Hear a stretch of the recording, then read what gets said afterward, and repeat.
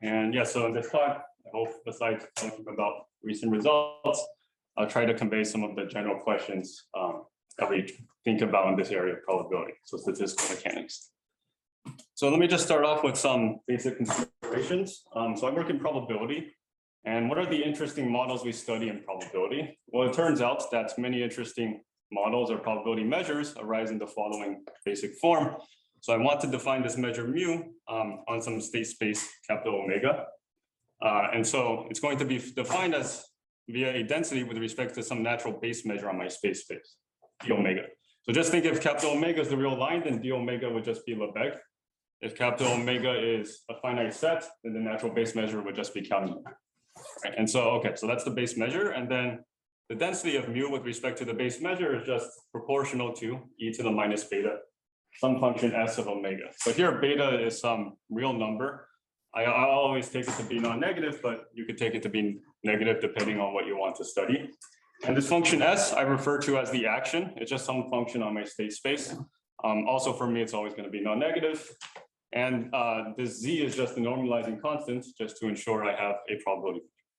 And yeah, so in particular, many or maybe even most of the models of probability which arise in physics are expressed in this form. And so I just want to give two examples, the two most relevant examples for today's talk. So the first example is the Ising model. It's perhaps our simplest possible model of a spin system. And by a spin system, I mean a model for a random spin configuration. By a spin configuration, I mean basically an assignment of the vertices of some lattice to spins. In this case, the spins are plus or minus 1.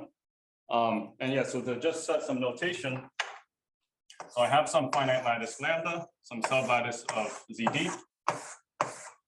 You could take any graph, but I'll just assume it's embedded in ZD. And so the state space, as I said, it's a space of spin configurations, which in this case just means the assignment or the set of functions on the vertices of this lattice to plus or minus 1 spins. And yeah, so the notation here, lambda 0, I denote as a set of vertices because well, vertices are 0-dimensional cells. Okay, so that's the state space. And then the action associated to the Ising model. So the action of a given spin configuration is sigma. So now I'll just use sigma to denote generic elements of my state space because that's just more common than little omega, at least for the Ising model. So the action of this of a spin configuration is just this discrete Dirichlet energy. Right, and basically what this action is counting is it's the number of edges which have disagreeing spins. It's basically 4 times the number of edges, right? Because these spins are always plus or minus 1. So it's counting the number of disagreeing edges. And if you think about what the Ising model wants to do when beta is large, or as you increase beta, well, as you increase beta, this probability measure wants to put more and more of its mass on those configurations with small action. And for the Ising model, it means, what does it mean to have small action? It just means that spins want to align along edges, right? And so here's some pictures of what this Ising model looks like at various values of beta.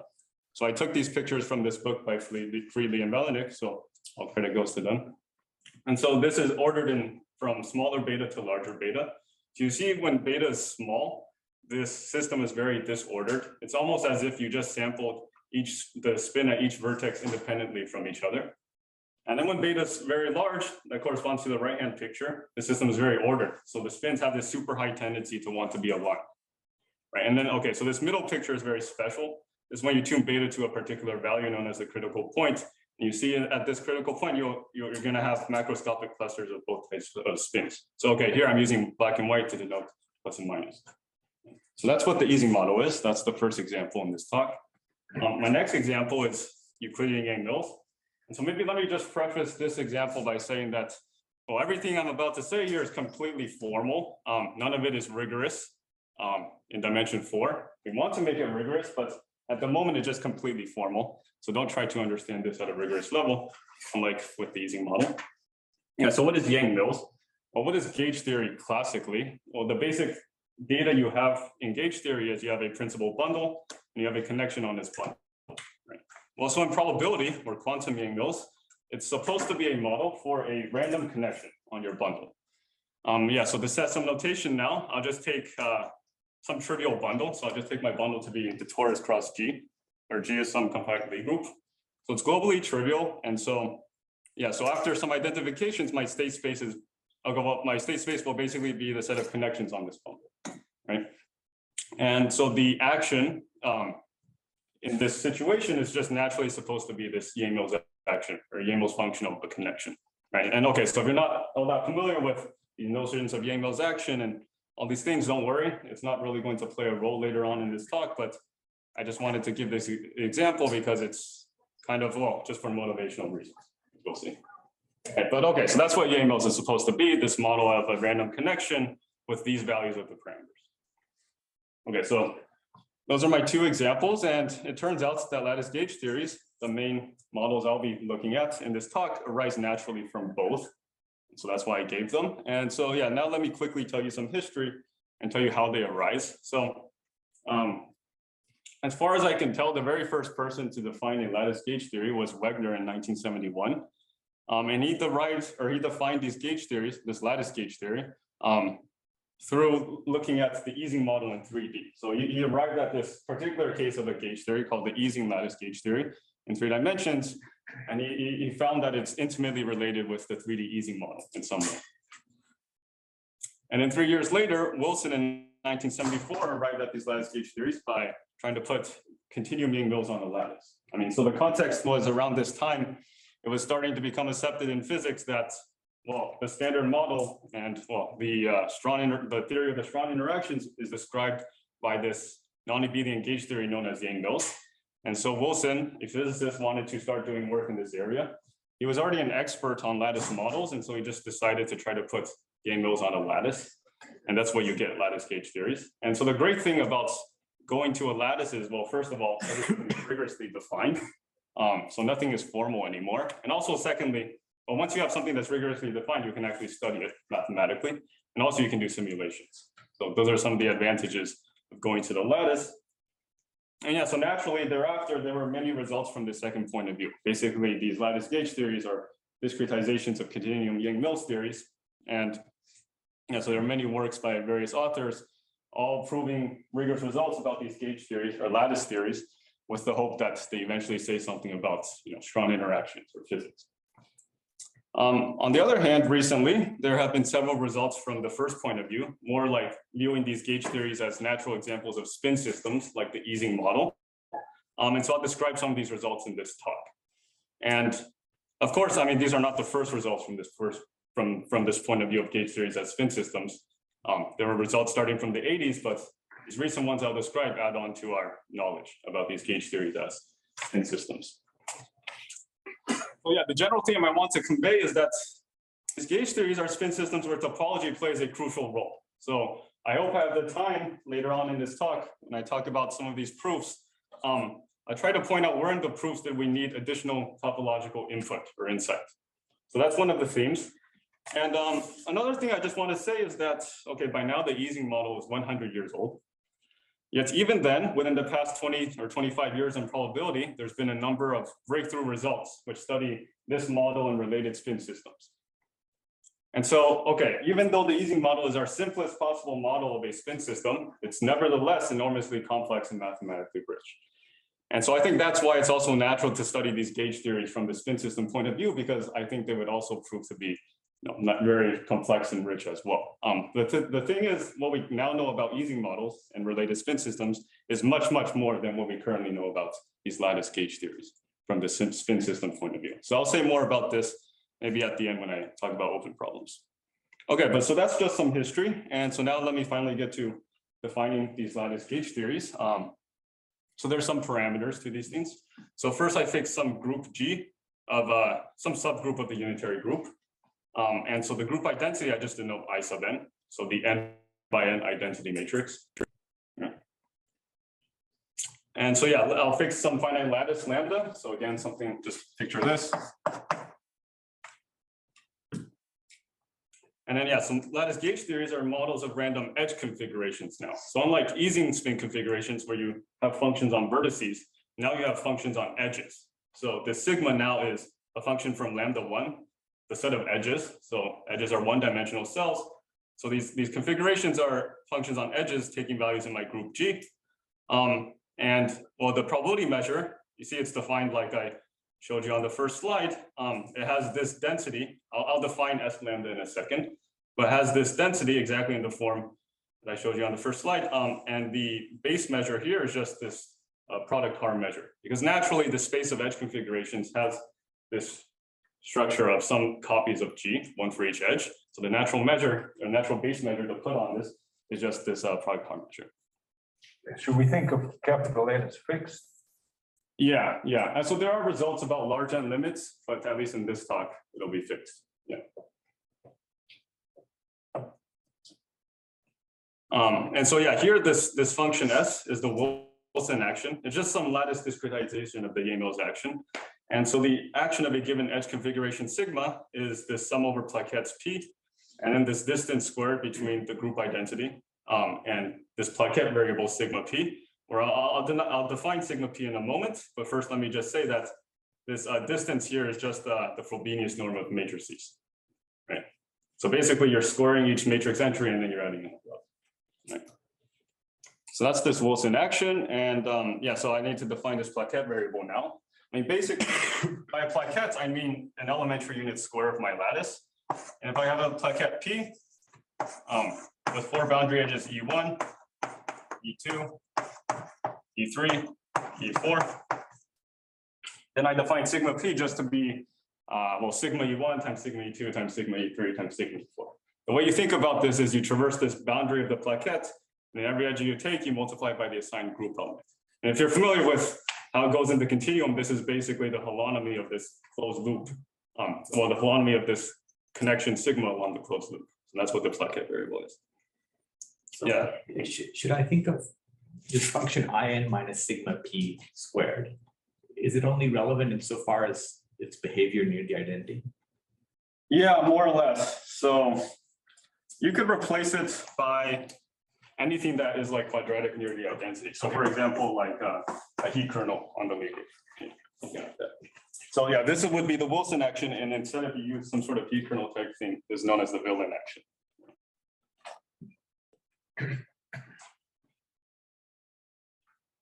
And so yeah, so now let me talk about the choice of G. If you take G to be a non-abelian Lie group, so SU3, say, then basically you're studying these lattice gauge theories from the point of view that they should relate back to physics, the standard model, right? So on the other hand, in this talk, I'm gonna take G to be finite.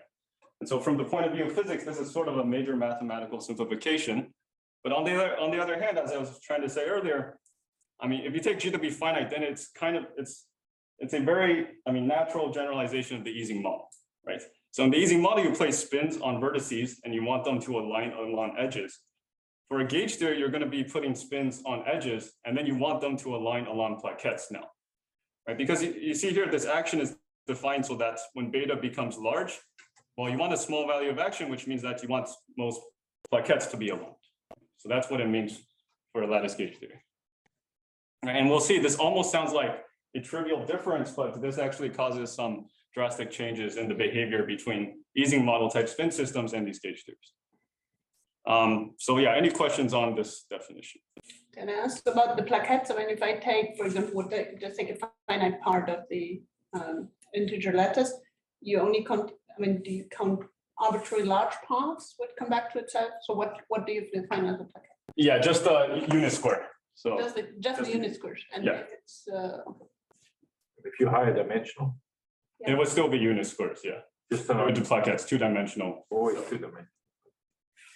So you always want a square lattice and some finite piece of the square lattice. But before that, you could take an arbitrary graph.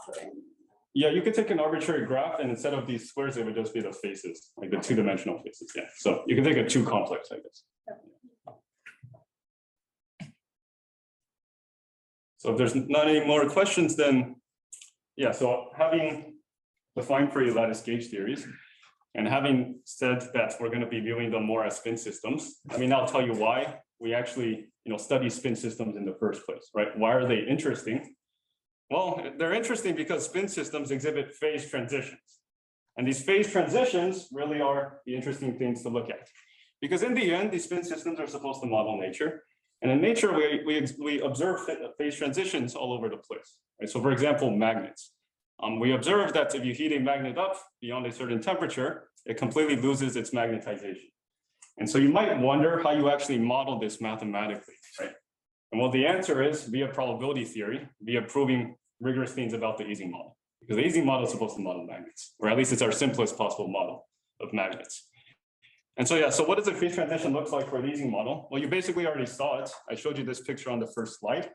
And you see, I mean, the system exhibits markedly different behavior at varying values of beta. So to recall, this left picture is when beta is small, and this right picture is when beta is large. This middle picture is when beta is a particular value, right? It's, I mean, clearly visually just markedly different behavior. So visually, that's what a phase transition looks like. But again, you might wonder how we express this mathematically. And so here's one way you could. So, okay, I want to define sort of a infinite volume expectation. So let me parse this line for you. So on this right-hand side, before I take a limit, what is this quantity here? So angle brackets means I take an expectation. And so I'm taking an expectation of the spin at the origin. So sigma 0 is just the spin at the origin. And then this plus, that means I'm placing a plus boundary condition on the boundary of my lattice. So basically what I'm doing is I'm fixing all my spins on the boundary of lambda to have a plus. And then I'm sampling a random Ising configuration under this boundary condition. And I look at the value of the spin at the origin. It's either going to be plus or minus, well, I take its expectation, and that gives me this quantity. So this expectation will always be between -1 and 1, right? And so this is what I do for some finite lattice. And now I want to take this lattice off to infinity. I want it to become the entire integer lattice in the limit. And then so I just define this thing on the left-hand side as this infinite volume limit of finite volume expectation. Okay, so one thing is that this limit actually does exist. You can show that these finite volume expectations are monotone in lambda. So you just have a monotone sequence of real numbers, this is going to exist. And the way you differentiate between these three pictures using this observable, this expectation, is as follows. Yeah, so it turns out that when beta is small enough, you can actually prove that this infinite volume expectation, the expectation of the spin at the origin, is just going to be 0. Whereas when beta is large enough, it's going to be strictly positive. And so the way you think about this is that, okay, I set this plus boundary condition in finite volume. That means all the spins in my system are going to have some tendency to be plus, right? Because the Ising model wants the spins to be aligned. So even if beta is, very small in finite volume, each spin is going to have some tendency to be plus because you set this plus boundary.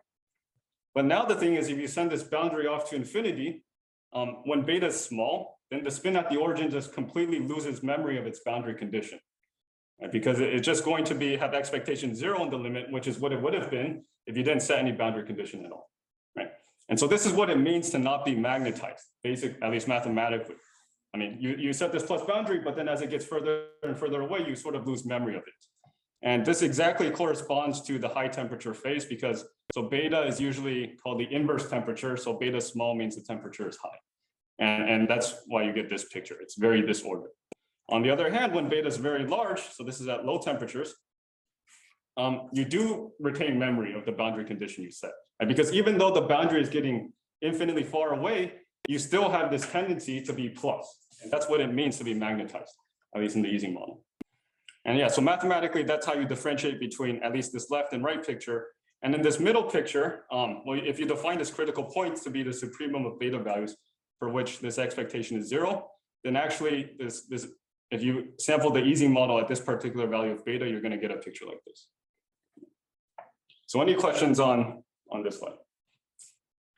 I guess beta C is not a universal quantity. That depends on your system. Yes. Yeah. The behavior near it is supposed to be universal. Is that the point?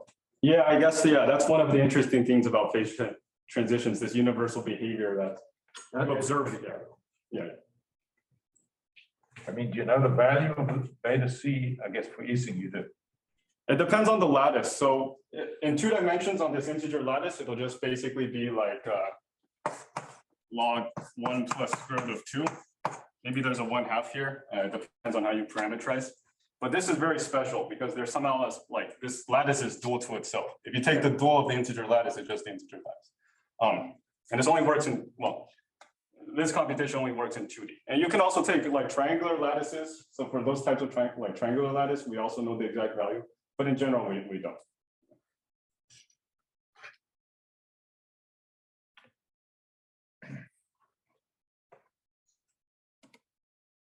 Okay, so now having showed you what the phase transition looks like for Ising models, let me tell you why the exact same transition cannot possibly occur for gauge theories. And the basic reason why is because of this local gauge symmetry that these gauge theories have. And so this is, You have never specified what G is. yeah, G, so, okay, for me, G is not going to be plus minus one, well, it could be, it's any finite group. but surely if you say non-abelian, I assume you want. Okay, yeah. So So later on, some of the results will be for finite abelian groups, and then other results will be finite, possibly non-abelian groups. But they would in particular apply to this plus minus one. But I guess we're expecting to see a difference. Yeah, but Abelian and non. Okay. even for abelian gauge theories, you're going to see a difference between like an Ising spin system and an Ising gauge theory. And the difference is due to this local gauge symmetry, which let me now describe. Let me fix a function h on the vertices of my lattice, taking values in my group G. So h is a lattice gauge transformation. And given a configuration sigma and this function h, I can define a new configuration sigma h, whose value at any given edge is just hx sigma xy hy inverse. So it's taking a gauge transformation. And so you use this definition, and if you look at how plaquette variables change under gauge transformations, you're going to see that they just conjugate, where here x is the initial point at which I begin traversing my plaquette. So recall this plaquette variable. Yeah, it's defined as you traverse the boundary of your plaquette, and every edge you take, you multiply by the group element assigned to that edge. So, and then if you plug in this formula here for each of these edges, you see you're going to get cancellation in the middle, and the only effect h has is at the initial vertex. So you're going to get this conjugation. And so one consequence of this conjugation is that actually this Wilson action is going to be gauge invariant. And that if you take a gauge transformation of sigma to get this sigma h, well, recall by definition, it's the sum over plaquettes, and then this distance squared from identity to the plaquette variable. But this distance was just this Frobenius norm, right? So if I have a matrix, it was this trace of m star m, which is conjugacy invariant. And since the norm is conjugacy invariant, I'm going to get that the action, this Wilson action, is gauge invariant. So that's one basic consequence, or one basic fact about this action. And this gauge invariance at the level of the action is going to translate into gauge invariance at the level of the measure as follows. So now if I take capital sigma, a random lattice gauge configuration, according to this probability measure I defined on maybe 2 slides ago, according to my lattice gauge theory, I take a deterministic gauge transformation H, then sigma H is going to just be equal in this distribution to sigma. So one can verify this. I mean, this basically just follows from the gauge invariance of the action. Okay, so this is gauge invariance at the level of the measure, and the consequence of this is the following. So if I look at a local edge expectation, so the expectation of some edge variable, well, by the gauge invariance of the measure, it's just equal to the expectation of this gauge transform edge variable, right? But then using this formula or using this definition of gauge transformation, you see, and then using that H is deterministic, I can just pull H outside the expectation, right? So I get this identity for the edge variable expectation, which is true no matter the values of H. And so the only way this is going to be true is if your edge variable expectation is just identically 0. And so this is why you cannot possibly detect a phase transition for gauge theories in the same way you did for the Ising model. You cannot look at these local edge variables because they're just always going to be 0, no matter your value of theta. And you can also try setting a boundary condition, but even that is still going, I mean, this argument even works if you have any type of boundary condition. You're still going to get edge variable expectation 0. And so, yeah, so that's one of the big differences between spin systems like the Ising model and these gauge theories where you put spins at the edges. These gauge theories have this additional symmetry, local gauge symmetry, that causes all these expectations just to vanish. Sorry, this expectation, where does it live? Sorry, what is this bracket sigma E? Oh yeah, it just means, so sigma is a random configuration, random lattice gauge configuration. I look at the value of sigma at a given edge. Yeah. I take its expectation. But taking its expectation, means you write it as a matrix and Yeah. I assume G is embedded in the matrix. Yeah. Is there a? That was exactly the same question. Okay. And so, yeah, the question becomes, how do you characterize phase transitions for gauge theories now? And so let me tell you how. I mean, basically, you need to look at the right observables. And for gauge theories, the right observables are these Wilson loops. So we start with a closed loop gamma in my lattice, say with directed edges E1 through En. Then I can define this associated Wilson loop observable W gamma. It's a function on my space of edge configurations. It maps a given configuration sigma to the trace of the product of sigma E1 through sigma En. So again, the way you think about this product, it's basically, I mean, you're traversing this loop, closed loop, every edge you take, you multiply by the group element assigned to that edge. Or it's basically the holonomy of this connection along your closed loop. Right? And then you take trace. So that's the Wilson loop observable. And yeah, so for various reasons, these are the key observables of interest in gauge theories in general. One thing, I mean, in particular, these observables themselves will be gauge invariant, right? Because you're going in a closed loop. So just as we saw for plaquette variables, if you take a gauge transformation, this product inside the trace, the holonomy is just going to conjugate. And then the conjugacy will disappear once you take trace. So that's why these observables are gauge invariant. And also for other reasons, they're interesting to study.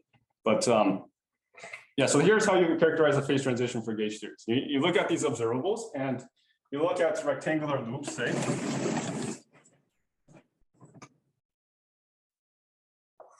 So it would just suffice to look at rectangular loops gamma. And there's going to be two basic phases for this expectation as you send this loop off to infinity. Either this expectation is going to be very small, it's going to be exponentially decaying in the area of the loop. And this happens when beta is going to be small, or when beta is small, and this is known as the area law phase. Or these expectations are going to be relatively large. I mean, if you only have an exponentially small lower bound, but in this setting, this is what it means to be relatively large, basically meaning that they decay at most as slow as e to the minus perimeter of your loop times some constant. And this is known as the perimeter law phase. And this, if it happens, it has to happen for large beta. Oh, okay. And so maybe I'll say a bit about when you expect these phases. So when beta is small enough, there's just general techniques in statistical mechanics like high temperature expansions that allow you to prove this area law basically for any group. I mean, it's very model independent, these high temperature expansions. So it would even apply for non-abelian D groups. So SU3, SUN, you can prove the area law, or it's been proven at small beta. Give us some intuition about why that's like why you put area gamma there as versus any other. Yeah, so there's some intuition coming from sort of random plaquette percolation models. So somehow these gauge theories are intimately related to models where you sort of have like puts random plaquettes on the lattice, or say, I mean, one simple model is maybe for each plaquette on your lattice, you include it with probability 1/2. And so if you do this for every plaquette, you get some infinite collection of plaquettes. And so this is what is known as like plaquette percolation. And this Wilson loop expectation basically corresponds to asking, okay, I have this rectangular loop, and I do this plaquette percolation, and I ask whether in my plaquette, in my percolation configuration, I ask whether this loop is spanned by some surface. So, I mean, it could happen that in my random plaquette configuration, I have all these plaquettes here appearing, and that would be like the event that this loop is spanned. But you could also have more general surfaces spanning this loop. And so basically this Wilson loop expectation, there's some analogy between this expectation and the probability that you actually span the loop. And so that's why small beta means it's very rare for a plaquette to actually be included, which is why you would get like e to the minus area. That's So is there a physics interpretation in the scaling limit of having this area here somehow, that it's following me around integrated? Yeah, so, well, this is, pre-scaling limit. If you just work on the lattice, actually Wilson used these Wilson loop expectations in this area law to explain this phenomenon of core confinement. So that was in his original paper on gauge theories. He wanted to explain why, why you don't actually observe quarks in nature. And he said that, well, if you have area law, that means you're not going to see quarks in nature. And so the conjecture is actually that, well, he was able to prove the area law, at least at physics level rigor, when beta is small. But the thing is, it was later proved that if you look at the U1 gauge theory, if you take G to be U1, then you're going to have a perimeter law transition in 4 dimensions. And somehow that's kind of contradictory with this area law criterion for core confinement, because for the U1 theory, this is supposed to correspond to QED, for which you should not have confinement. And so the conjecture is that what you need to prove to mathematically prove area law is that for a non-abelian Lie group like SU3, you have area law at all beta. So not just beta small, but all values of beta. Yeah, but that's hopeful. Yeah, and I should say that the proof that the U1 gauge theory undergoes this perimeter law transition in 4 dimensions, this was done by Jörg Froelich and Tom Spencer. Yeah. Any other questions on these Wilson loop expectations? Yeah, so if not, then let me now talk about some of the recent results in the area. So before I start talking about them, let me just say that these results are going to be at beta large, because again, when beta is small, you sort of all have these model independent techniques, which always kind of work. When beta is large, you need to start incorporating the details of your specific model. So that's one thing. Another thing, these results are sort of all going beyond just being able to show this perimeter law transition. They sort of give you more precise behavior of the system at large beta. So the first result was this result by Chatterjee in 2018, where you looked at this group Z2, so plus or minus 1, and at large beta, and he showed that these Wilson loop expectations, he gave this first order computation basically. So instead of giving a lower bound like the perimeter, he computed these expectations of first order, and he gave this formula. So e to the minus 2 times the length of the loop gamma times e to the minus 12 beta, and plus some error, which is going to 0 as beta goes to infinity. And so how you sort of think about this result. So I think this is what he was sort of envisioning. So at least how you interpret this result. Suppose you have, well, I should say this was proven in Z4, so on the 4-dimensional lattice. But I mean, the techniques could work in any dimension more or less. It's pretty dimension independent, but the specific formula you get depends on this precise dimension. So in 4 dimensions, you get this precise formula. And so if you take a loop in the continuum in R4, you can obtain a discretization of this loop in this lattice of mesh size epsilon, whose length is basically L over epsilon. So by length now, I just mean the number of edges of this discretized loop. And because each edge in this lattice of mesh size epsilon has length epsilon. Yeah. And so suppose we take such a discretization, and now if we set beta epsilon, if we tune beta depending on epsilon like so, then using this formula here, we're going to get that the Wilson loop expectations converge to some non-trivial value which depends on the loop. So by non-trivial, I mean something that's not always 0 or 1. I mean something that actually depends on the specific loop you have. So I think this was the type of results, or this is how he was interpreting this result. Basically, it tells you how you're supposed to scale beta with the mesh size in order to get a non-trivial limit. So that was the first results I wanted to mention. And then, so thereafter, it's natural to ask whether this result holds in greater generality. And so later on, it was generalized by Forscher et al., this group for finite abelian groups, and also at the same time by myself for arbitrary finite groups. So I want to state that results now, but first I need to define a couple points of notation which go into the formula. So first, let me define this strictly positive real number, delta G, to be the minimum over non-identity group elements, real part of trace of identity, which is just going to be n, minus trace of G. And so maybe as an example, suppose I just took G to be, say, the 8th roots of unity. So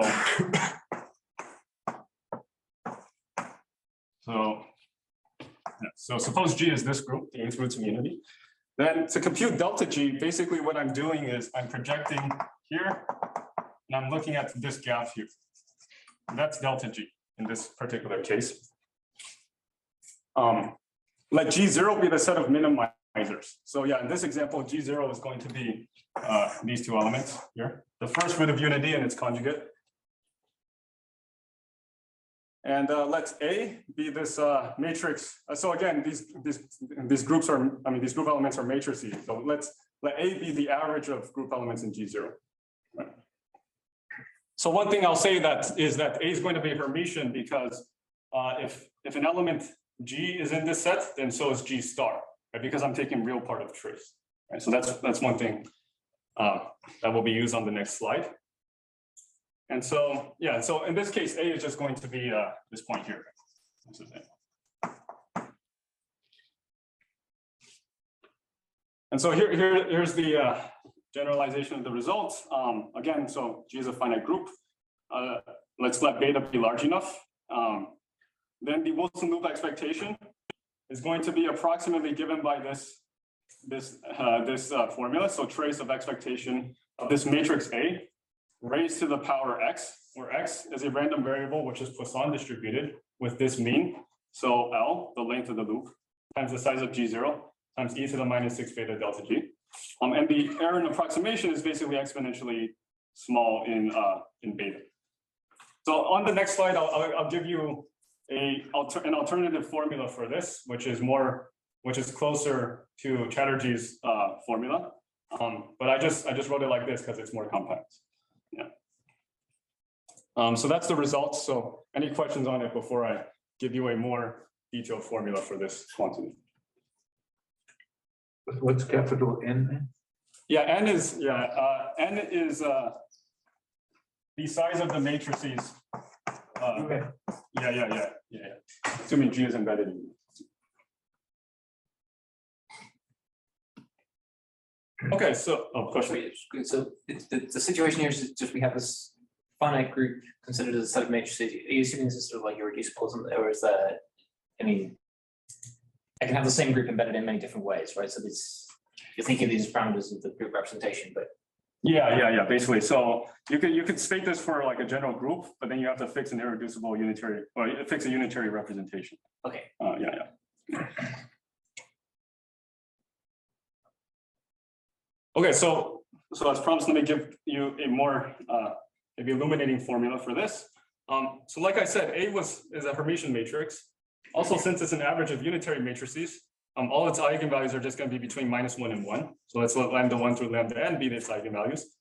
And so since x, so the randomness here is coming from this Poisson random variable x. But then just by an explicit calculation, you can show that this quantity here is explicitly given in terms of the eigenvalues of A. So yeah, it's just some Poisson calculation. And just to check that it reproduces Chatterjee's formula in the case G was Z2. When G is Z2, so A is just going to be equal to lambda 1.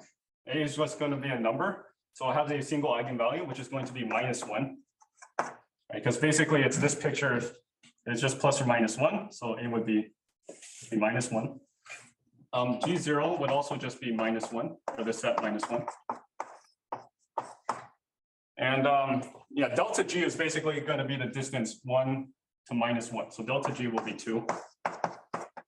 And indeed, if you plug in these parameters, you're going to see that you basically get e to the -2 times L times 1 times e to the minus beta.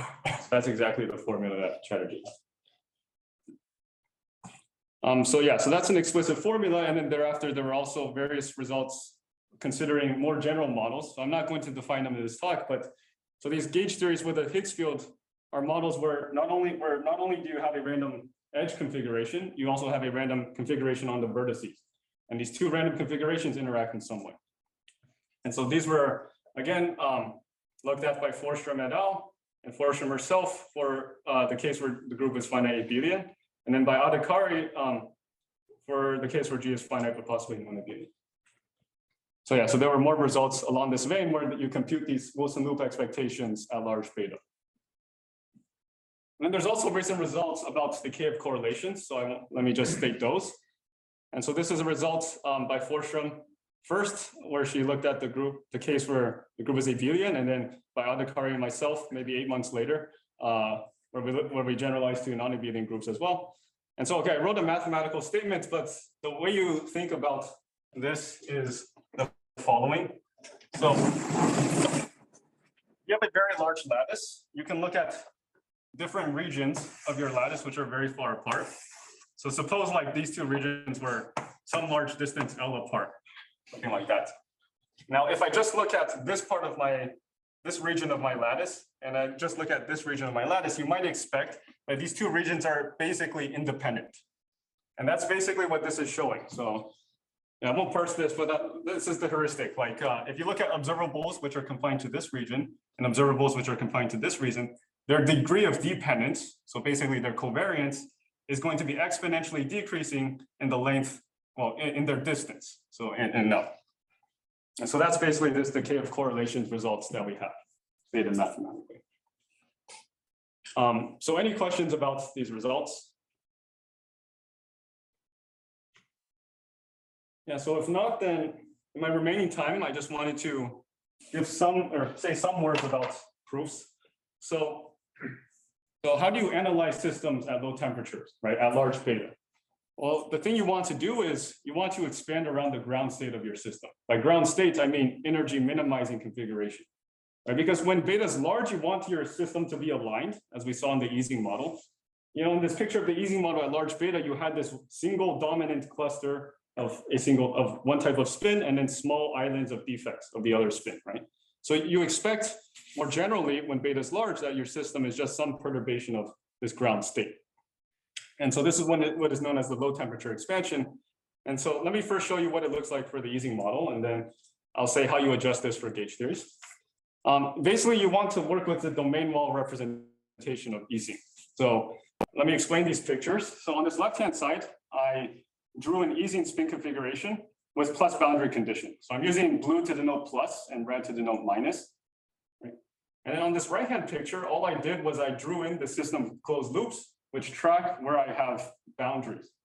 Basically, so these closed loops are going to be living on the dual lattice. And for every edge of this loop, of a given loop, that corresponds to an edge on the original lattice, which had a disagreement, whose two spins were not aligned. Right? So that's basically how I drew in these loops. And when you think about it, this system of closed loops is basically in one-to-one correspondence with the original configuration, in the sense that if I just told you that, well, you had a plus boundary condition, and I just only gave you the system of closed loops, you can reconstruct the original spin configuration from that information. Right?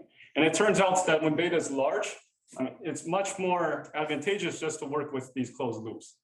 Because for one, that's how you express perturbation around the ground state. Because if you just had no loops at all, then that would be the ground state, because everything would be blue. Right? So that, in this case, the ground state is just the all blue configuration. And so to say that you're perturbing around the ground state just means that you maybe have some loops, but they're very rare and they're very short. Because when you think about it again, the Ising model, it wants spins to be aligned. And recall the Ising model action is basically counting the number of edges which have disalignments. But then you see that in the system of closed loops, each edge of the closed loop corresponds to a disagreement. So somehow each edge of this closed loop is costing you like e to the minus beta, roughly, of probability mass. And so closed loops of length L, say, are costing you like e to the minus beta times L of probability mass. And so that's why they're going to be very, very rare. And in particular, it's going to be very, very rare for a closed loop to just enclose the origin. And if a closed loop does not enclose the origin, then the origin must be blue, right? Because I just set this plus boundary condition. And if there's no closed loop which encloses the origin, then I have a path of edges from the boundary to the origin, which are all aligned. And that's going to imply that the origin has to be also blue. So basically what I'm saying is that you can show when beta is large that, well, first of all, it's going to be very rare for a closed loop to enclose the origin. And that's going to imply that the origin will be plus with very high probability, with probability very close to 1, which is going to imply that the expectation of the spin at the origin will be also very close to 1, right? And so this is actually showing that not only is the spin at the origin going to be strictly positive, it's going to be converging to 1 as beta goes to infinity. Yes.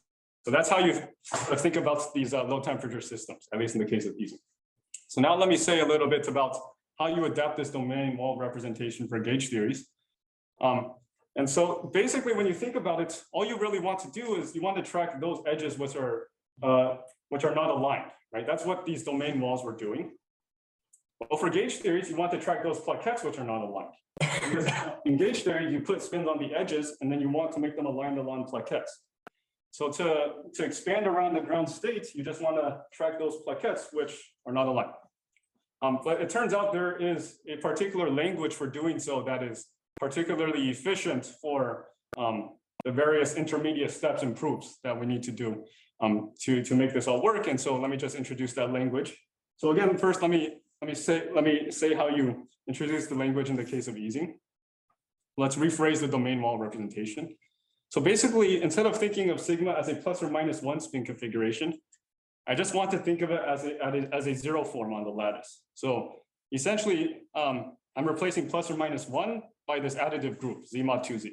So plus corresponds to 0, the group identity, and 1 corresponds to minus 1. So by 0 form on the lattice, I just mean a function on the vertices of my lattice, taking values in this case, in this additive abelian group, 0, 1. Okay. So sigma, I just view it as a 0 form. And all I want to do is I just take the exterior derivative of my 0 form and I get a 1 form, which I denote by Q. So by 1 form, I just mean a function on the edges of my lattice. And how do I define exterior derivative on the lattice? Well, it's basically this discrete gradient. It's what you think, how you would think it should be defined. Exterior derivative of a 0 form is just this discrete gradient.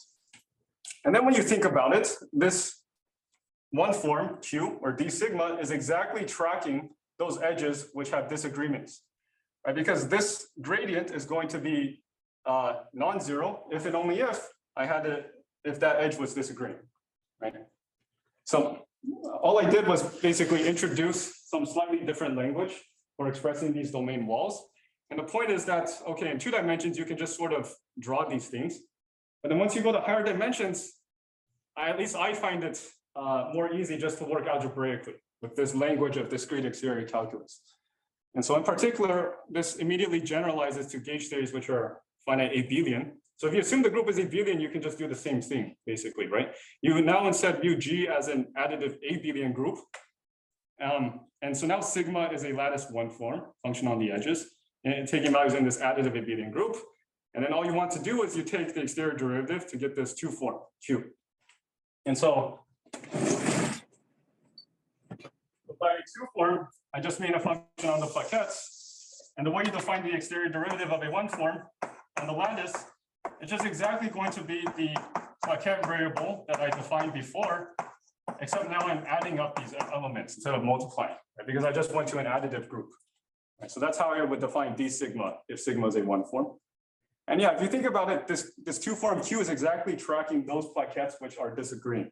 Right? Because the set of plaquettes for which Q is not an identity is basically by definition the set of plaquettes which are not aligned. Right?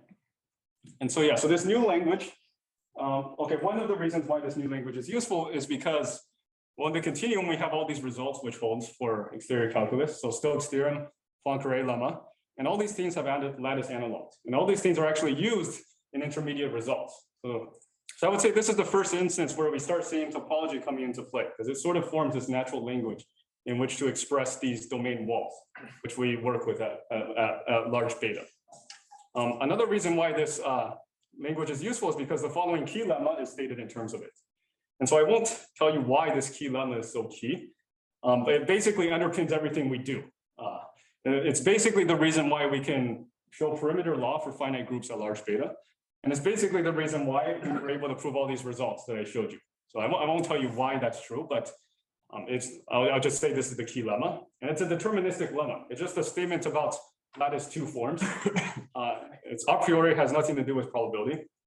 And it's stated as follows. So suppose I have plaquette sets, P1 and P2, which are sufficiently far away. I'll be a bit vague about that, but certainly if they're 5 units away on the lattice, that's sufficient. Now, suppose I have a closed 2 form Q, whose support is contained in the union of these plaquette sets. So by support, I just mean a set of plaquettes for which Q is non-identity. Right? And so you should basically be thinking of this two form Q as rising as the exterior derivative of a one form, which is why it's going to be closed because D squared is 0. And so the claim is that any such two form Q is going to decompose uniquely into the sum of closed two forms, Q1 and Q2, which are supported on each of these plaquette sets. So in words, what I'm saying is that these closed two forms decompose based on their support. If their support can be decomposed into two separate regions, which are far away, then so can this two form. And for some reason, this is basically the key lemma that underpins everything we do. I mean, maybe I'm exaggerating, but it's very key. Okay, so this all works if the group is abelian, but now let me say what happens if the group is non-abelian. When the group is non-abelian, nothing that I said is exactly true. And so in particular, this key lemma, which I said underpins everything we do, is no longer going to be true. And so first of all, I mean, the basic language in which it's stated is no longer there, right? Because we needed the group to be additive in order to talk about lattice forms. But that's a secondary issue. The main issue is that even if you adjust this condition of sufficiently far away, even if you make it more and more stringent, if you say that the plaquette sets are 1,000 units away, 1,000,000 units away, 1,000,000,000 units away, it's just not going to matter. This has no hope of ever being true. And so the thing is that distance is just not the right notion to look at when you go to a non-abelian group. And the basic reason why is that there's this analogy with knots or links.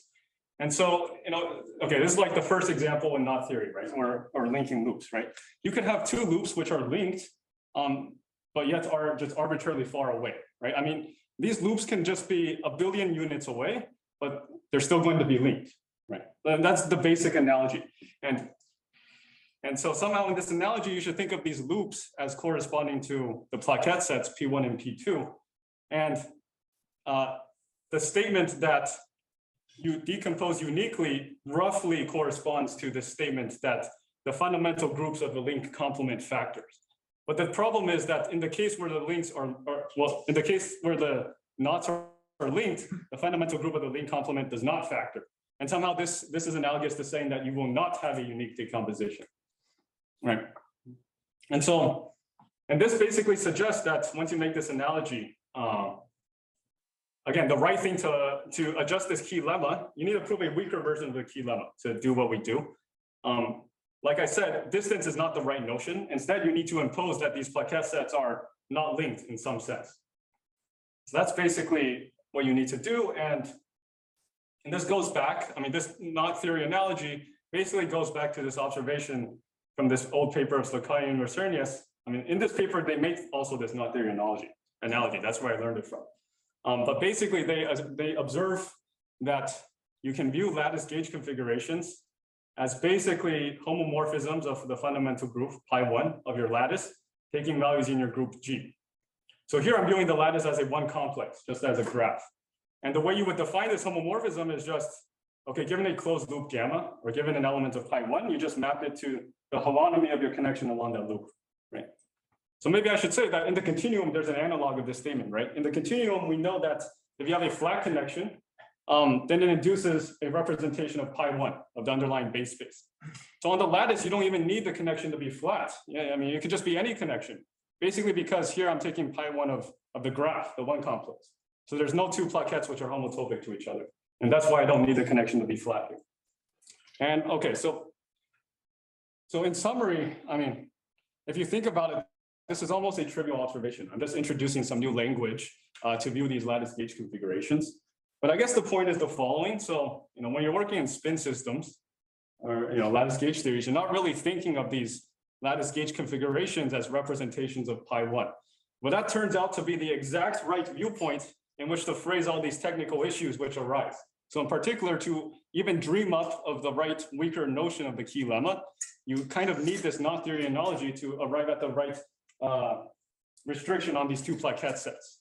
And so, yeah, that's the point. I mean, once you think to rephrase things in topology, in algebraic topology, you get access to all this existing machinery, which you can then apply to resolve all these technical issues which arise in this non-abelian case. So that's where topology enters into the picture, at least in these proofs. And yeah, so maybe now let me conclude. So I tried to convey in this talk that these lattice gauge theories are natural spin systems where topology plays a crucial role. And the results I described work out the large beta theory for these gauge theories. But the thing is that the corresponding large beta theory for spin systems like the Ising model has long been known. I mean, it's kind of classical by now. But for various reasons, it was only recently worked out. I think one of them because of these topological issues. But like I said in the beginning, what we currently know about the Ising model is much, much more than we currently know about these gauge theories. And so, for example, next, I think it would be very interesting to try to understand the behavior of these gauge theories at or near criticality. So for example, try to determine the exact value of beta critical for various examples of gauge theories. So for certain gauge theories, there's natural guesses, just like as for the Ising model, there was this natural guess for the 2D Ising. So for gauge theories, for certain special gauge theories, there's also analogous natural guesses. So that's one question. Another question is to try to prove the exponential correlation decay for all values of beta which are not critical. So we have this result when beta is large enough, you have exponential correlation decay. And when beta is small enough, just by this high temperature expansion, you can also show exponential correlation decay. But I think, in general, in these spin systems, it just should be true for all beta which is not critical. But this type of statement was only recently proved for the Ising model. But I think, I wonder if it's also true for gauge theories. And also a basic question of whether you have area or perimeter law at the critical point. And so I think, the approach to attacking all these questions would be to try to build on the recent advances in the understanding of critical or near critical spin systems. Let's say the Ising model, so in the past 10, 20 years. And if you're interested in reading about these, I would highly recommend you take a look at the 2022 ICM proceedings of Ugo Dominio Copan and Scott Sheffield. Okay, so I'll end there. Thank you.